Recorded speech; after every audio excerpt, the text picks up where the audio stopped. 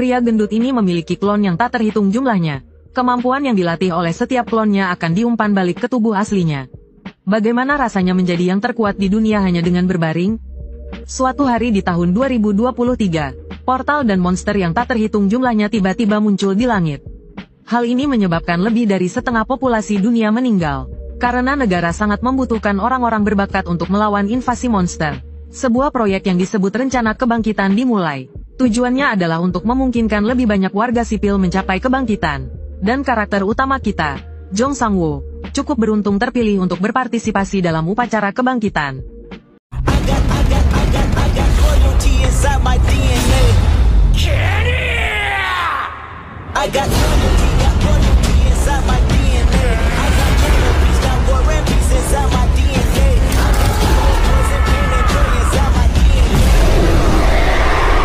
Lubang cacing di depan ini adalah kunci kebangkitan orang biasa. Seorang gadis baru saja membangkitkan kekuatan Phoenix Api. Guild yang tak terhitung jumlahnya berlomba-lomba untuk menawarkannya tempat, dan Sang-woo, yang juga menjalani transformasi, segera didekati oleh senior guild. Ganteng, coba lihat bakat apa yang kamu bangkitkan. Mendengar ini, Sang-woo membuka panel atributnya dengan penuh harapan, tetapi menemukan bahwa tidak hanya atributnya lemah, bakat yang dibangkitkannya juga merupakan jutsu klon yang tidak berguna. Tetapi siapa sangka, senior yang baru saja memohon padanya mengubah sikapnya. Si gendut, minggir sana, kamu menghalangi pandanganku. Badannya sangat besar, menghalangi pandanganku melihat orang lain.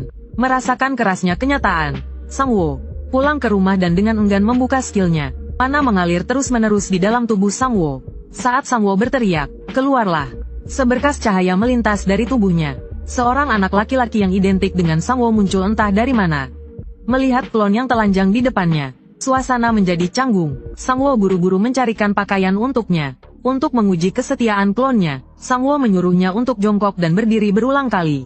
Hasilnya melebihi harapannya. Apapun yang dipikirkan Sang-woo, klon tersebut mengikutinya. Dengan petunjuk sistem, Sang-woo secara tidak sengaja menemukan bahwa dia juga bisa menjadi lebih kuat seiring dengan latihan klonnya. Seminggu kemudian di taman, seorang pria muda dengan overall telah berlari terus-menerus sejauh 7.250,7 km. Bahkan pria berotot yang datang untuk berlatih pun bertanya-tanya, apakah anak muda ini baru saja putus? Pria muda ini adalah klon Sang-woo. Sejak Sang-woo membangkitkan klonnya, dia telah mengendalikan klonnya untuk berlatih tanpa henti. Berkat dia, Sang-woo dengan senang hati menyaksikan berat badannya turun 150 kg. Tanpa melakukan apapun, fisiknya terus menguat. Dengan menyiksa klonnya selama ini, Sang-woo telah belajar banyak tentang klonnya. Kerusakan dan rasa sakit yang diderita klon tidak akan diumpan balik ke tubuh aslinya. Tetapi jika kerusakan yang diderita klon melebihi batasnya, ia akan secara otomatis dipanggil kembali. Atribut yang diperoleh dari latihan juga akan diterapkan pada tubuh asli dan semua klon. Dan tubuh asli dapat mengontrol klon terlepas dari jarak. Hanya dalam 2,5 bulan, kemampuan dan atribut Sang-woo meningkat pesat.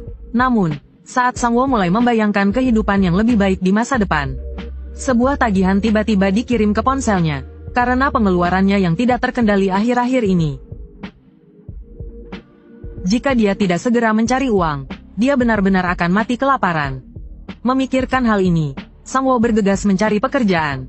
Segera, pekerjaan bongkar muat menarik perhatiannya. Pekerjaan yang memungkinkannya untuk melatih tubuh dan menghasilkan uang, sangat cocok untuknya. Saat Sang-woo menelepon nomor rekrutmen, yang mengejutkannya adalah orang di seberang telepon ternyata pamannya. Mendengar Sang-woo sedang mencari pekerjaan, pamannya dengan antusias mengajak Sang-woo ke rumahnya untuk mengajar putrinya. Melihat saldo ponselnya yang menyedihkan, Sang-woo berpikir sejenak lalu menyetujuinya. Sesuai perjanjian tadi malam, pembayaran penuh 3.450 yuan. Sang-woo datang lebih awal ke rumah pamannya. Namun, baru sampai di depan pintu, dia mendengar suara pertengkaran dari dalam rumah. Sepertinya Mimi sedang mengeluh pada ayahnya. Mengapa ayahnya mencarikan guru les privat tanpa persetujuannya? Sang-woo yang sedang asyik menguping di luar pintu, ketahuan oleh pamannya yang membukakan pintu. Melihat Sang-woo yang terjatuh, wajah Mimi langsung memerah.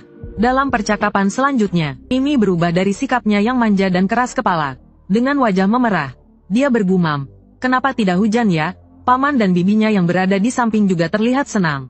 Akhirnya ada seseorang yang bisa mengendalikan putri mereka. Melihat suasana canggung, pamannya segera mencari alasan untuk pergi. Setelah mengetahui kelemahan Mimi dalam belajar, Sang Wo mengajak Mimi belajar biologi selama 2 jam. Waktu yang menyenangkan selalu singkat. Setelah sampai di rumah dan mengenang sejenak, Sang Wo kembali fokus untuk mencari uang. Karena hanya dengan bekerja kasar dan mengajar les privat tidak akan membuatnya kaya. Duduk di depan komputer, Sang Wo membuka forum hunter terbesar di negara itu. Strategi Dongdaeon, rekrutmen tim, daftar keterampilan, jual beli. Ketika dia melihat hadiah 1 miliar untuk satu keterampilan biasa, dia sangat terkejut, dan itu baru permulaan. Di toko, setiap keterampilan bernilai miliaran. Harga, 400. Karena pengeluaran hunter begitu tinggi, pendapatan hunter seharusnya juga sangat tinggi. Setelah mencari tahu, tanggal 15 April tahun 2021, pukul 15.15. Sang Wo tercengang melihat pendapatan dan hak istimewa hunter yang tinggi. Laporan rahasia, politik, ekonomi, sosial. Setelah melihat semua ini, Sang Wo tidak bisa menahan kegembiraannya, dan segera pergi ke Guild Hunter. Siapa sangka keputusan ini akan mengubah hidupnya. Sesampainya di Guild Hunter, Sang Wo sepertinya diberkati Dewi Fortuna. Tidak hanya lulus semua ujian hunter dengan mudah, menjadi hunter terdaftar peringkat F. Dia juga bertemu dengan pria yang akan mengubah hidupnya. Selamat atas kelulusan ujian hunter Anda. Nama saya Kang. Saya seorang agen hunter. Jika Anda membutuhkannya, saya dapat membantu Anda di masa mendatang. Namun, Sang Wo tidak menghiraukannya, karena sistem mengirimkan notifikasi. Selamat, Jutu Cloning tuan rumah telah mencapai level 2. Saat ini dapat memanggil 2 unit individu. Sang Wo yang bersemangat hanya meninggalkan pesan saya akan menghubungi Anda nanti. Lalu pergi, hanya menyisakan Kang yang menangis dan berteriak. Sayangku, bagaimana aku bisa hidup tanpamu? Sesampainya di rumah, Sang Wo tidak bisa lagi menahan kegembiraannya, dan segera memanggil kedua klonnya, memulai rencana jahatnya. Namun, ada yang senang, ada pula yang susah. Kang yang bekerja keras seharian pulang dengan tangan kosong. Setahun yang lalu, dia adalah agen top. Dia jatuh karena tidak mau berkompromi dengan mantan petinggi. Meskipun dia mempertahankan prinsipnya, dia diblokir oleh guild. Sudah 6 bulan dia tidak mendapatkan klien. Saat Kang berpikir untuk menyerah, kebaikannya akhirnya mendapatkan balasan. Sang Wo menerima telepon dari Kang, pria yang mengambil kartu namanya siang tadi.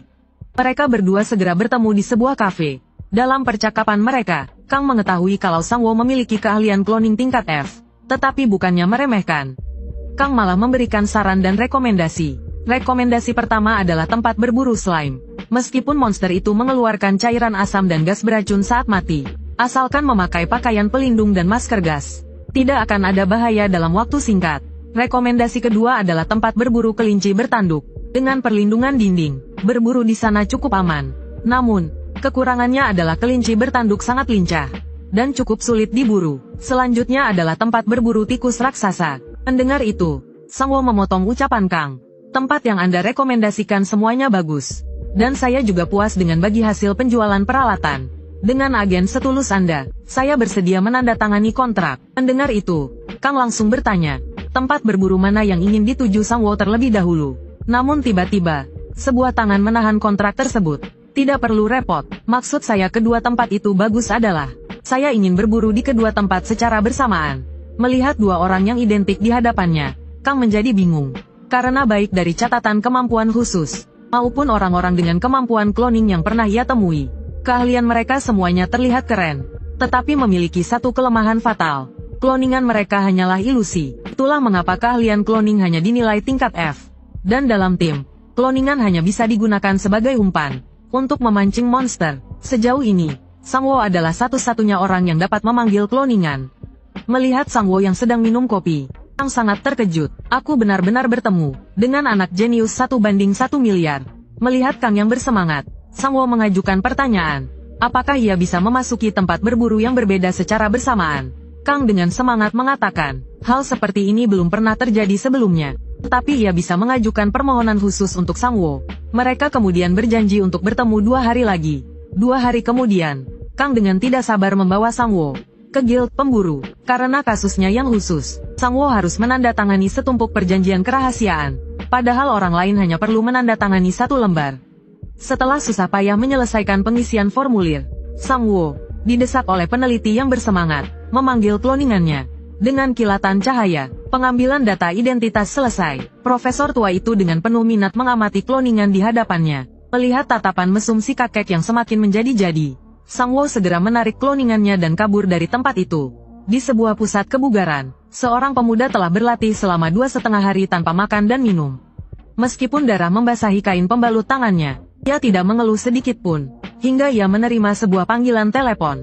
Suara memerintah terdengar dari seberang sana.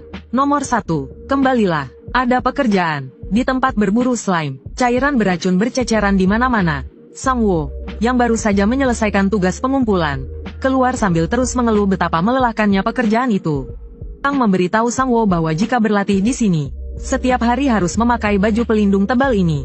Sang Wo melihat sarung tangannya yang terkorosi oleh racun, dan menyadari bahwa ini tidak cocok untuk orang malas sepertinya. Lalu dia menoleh ke arah nomor 2 di belakangnya.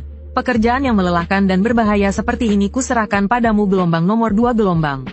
Kemudian dia melemparkan semua perlengkapannya ke nomor 2. Melihat punggung nomor 2 yang teguh, Sang Wo meneteskan air mata kesedihan. Lalu dia berbalik dan berkata kepada Patua Kang, "Kalau begitu, ayo kita berangkat ke tempat berburu kelinci bertanduk sekarang." Tak lama kemudian, Sang Wo dan Patua Kang tiba di tempat berburu kedua. Setelah menyewa senjata sebentar, Sang Wo mengikuti Patua Kang ke titik berburu kelinci bertanduk. Patua Kang di sampingnya bertanya dengan ragu apakah Sang Wo percaya diri. Sang Wo menjawab bahwa dia mendapat nilai sempurna dalam ujian menembak di ujian pemburu sebelumnya. Pas susahnya berburu kelinci bertanduk bodoh seperti itu. Kemudian dia mengangkat senjatanya dan bersiap untuk memulai perburuan hari ini. Setelah membidik, Sang Wo dengan tegas menarik pelatuknya. Tapi siapa sangka kelinci bertanduk yang seharusnya bodoh, dengan mudah menghindari peluru Sang Wo. Dalam sekejap mata, waktu berlalu hingga malam hari. Sang Wo masih belum mengenai satu kelinci bertanduk pun. Sang Wo yang frustrasi, setelah berpikir sejenak, kembali memutuskan untuk tidak menjadi manusia. Dia memerintahkan nomor 1 di sampingnya. "Kalau kena, kirimkan aku SMS angka 1. Lalu dia pulang sendiri. Saat dia perlahan tertidur, ponsel di sampingnya bergetar. Terlihat ponselnya terus menerima SMS dari nomor 1. Keesokan paginya, Patua Kang menerima telepon. Karena nomor 1 telah berburu selama 24 jam terus-menerus. Kelinci bertanduk yang dibunuhnya menumpuk seperti gunung dan menghalangi jalan. Dia, sebagai manajer, harus datang dan menghentikannya. Mendengar itu, Patua Kang segera bergegas ke tempat berburu. Di sisi lain, Sang Wo yang baru bangun tidur, tercengang melihat ponselnya. Sementara itu, Patua Kang kewalahan, karena nomor 2 kembali bermasalah. Nomor 2 di depannya terus-menerus menyemburkan darah dari hidung dan mulutnya. Dan di sampingnya terdapat darah slime yang bahkan puluhan orang mungkin kesulitan untuk mengumpulkannya. Melihat itu, dia segera menelepon Sang Wo. "Gawat, ada masalah." Suka dengan cerita ini? Klik like, komen, share dan subscribe. Nantikan cerita seru lainnya. Terima kasih.